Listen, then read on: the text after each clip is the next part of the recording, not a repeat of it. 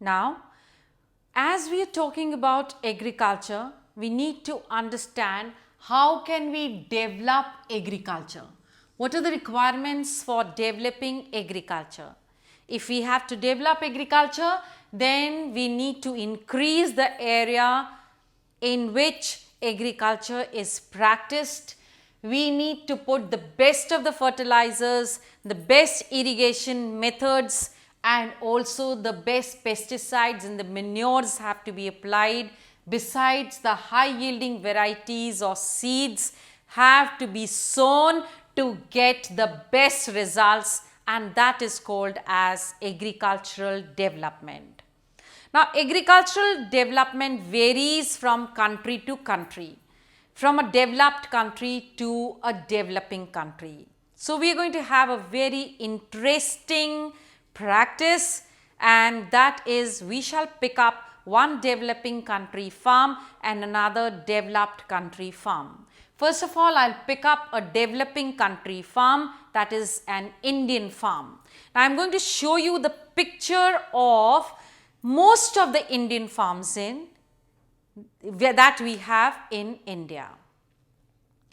The Indian farms usually are small.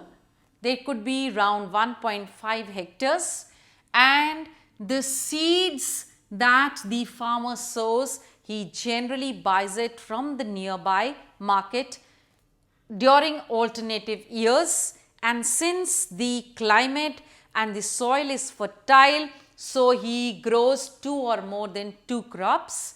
And whenever he has to take advice about agriculture, that is about knowing whether what he is doing is right or wrong, he takes the advice of his friends and sometimes of the agricultural officers. Most of the time a farmer does not own a tractor, so he takes the tractor or on rent, and most of the time he uses bullocks for actually sowing or for rather plowing his land. He does not even have good irrigation facilities, so the nearby tube well is rented by him to irrigate his fields. He generally is a member of the cooperative society, and cooperative societies and the banks now and then provide loan to him so that he can buy the high yielding variety of seeds available in the market, as he does not have that kind of fund to do it himself.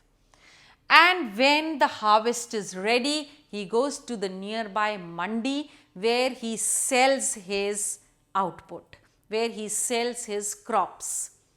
But he sells it at a time when maybe the price that he gets is not very good, but he has no storage facilities, so he is bound to sell it at that time itself. Since he does not have the storage facilities, or it could be that he needs money for further sowing of the land.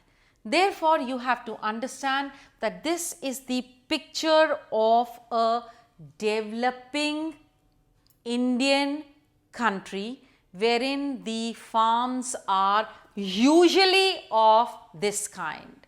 Now, I will show you the picture of a developed country farm, and that is US in the next clipping.